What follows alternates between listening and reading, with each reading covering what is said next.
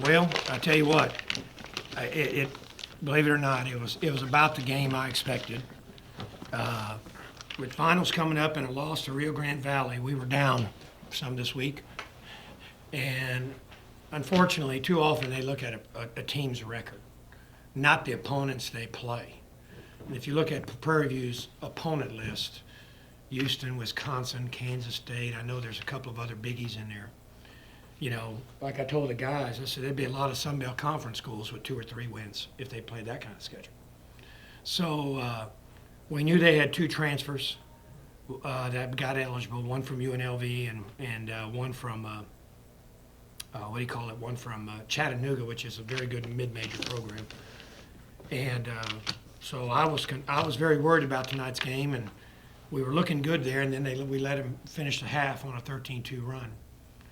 I was pleased that we hit our free throws tonight. I think this was the best free throw shooting night of the year, and you know, they went small on us, and so we decided to go with Nedja and Caven, 2 power forwards rather, and no center. And luckily the gamble paid off because Nedja in the short time, 17 minutes is in there, he had a heck of a ball game, 10.6 rebounds. I'm very happy for him. You know, he hasn't really, I think he's had one other nice game up in Hawaii, but there's been games where we've only played him 5 or 6 minutes, so I'm real happy that he had a good game. And, you know, we really didn't shoot the ball well.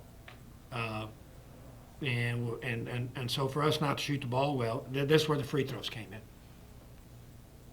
And if you really look at our schedule, we beat Corpus Christi and we'll beat Hawaii if we hit free throws. Those 2 games are close games we could have won, and if we hit our free throws, we win. You mentioned in the past, Neja's physicality. Say again. Sorry, you've mentioned in the past Neja's physicality. You wanted him to get more aggressive a little Yes. bit. You know, he had a big steal early on that led to I believe he had a putback, big block. You know, was this the type of game that you want to see, that you were hoping to see him improve on it? Well, let me say this. Nedja was able to have a good rebounding game against a smaller team. I'm wanting him to get in there against some of these teams that have some size and mix it up. I mean, he has potential. He really does. We have all 4 freshmen that have potential. Maxwell Starwood might be the most talented freshman. If he'll grow up, he'll play. And he's not a bad. None of them are bad kids. They just got to learn how to work harder in practice. And so, I mean, we didn't shoot the ball well. We only out-rebounded him by 2. We had 1 more turnover than they did. Luckily, we were playing this game at home. Last year, we played them on the road, and just, you know, I think we beat them by 20 or 22. So, but I spent a better part of the last 2 days telling our players, you're going to have a battle on your hands because at halftime, it was 35-29 against Kansas State. And UTSA barely beat them at UTSA. Even though it was a 10-point win, it was a much closer game than that. So, yeah, I thought we could have played better. The way we ended the first half was, I think, a reason why we didn't have a greater margin of victory.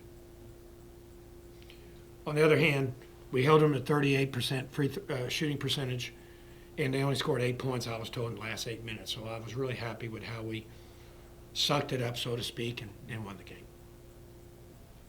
Do you think going forward, the next 2 or 3 games, will you experiment with putting Nedja in the starting lineup instead of Mountain? It depends on who the other team has, because when they go big, you know, it's like Emmanuel. Emmanuel had 10 rebounds against Rio Grande Valley, okay? But Emmanuel's not a great offensive player. So they're playing that zone, and they're almost like letting him catch it, but nothing's happening, okay? And, you know, so Nedja gives us more offensive punch, but we get small. We're really small. And, you know, I just think I probably need to play Nedja more, period. And whether it be for Caven or whether it take Nigel out and put Caven at the 3 like he had him last year. But we need to play our big sometimes, and, you know, so. Tonight was the second, what are we, 5-4, 9 games? We've won 2 tips, jump ball. We won 2. So we're not very big, period. Otherwise, we'd win more jump ball situations. Now, that doesn't really bother me because we'll get the next one. You know, winning the tip doesn't really make a big difference. But it just shows that we don't have that presence. And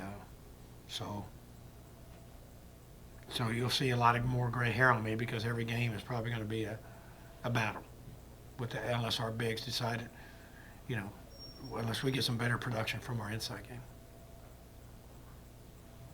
It did seem that the team was attacking the basket a lot more, Mhm. especially the second half. Mhm. Was that by design? Or Oh yeah, I mean I'm always yelling. I'm always in practice and pregame. We got to get the ball inside. That doesn't mean necessarily throw it in there, but dribble it in there, drive it in there. And if they don't come over to help, we score. If they do, we pass it to someone for an open three. Go inside out has been one of my, preachings ever since I started coaching. Go inside out. Now there are some players that are such good shooters. I mean, they have greener than green light.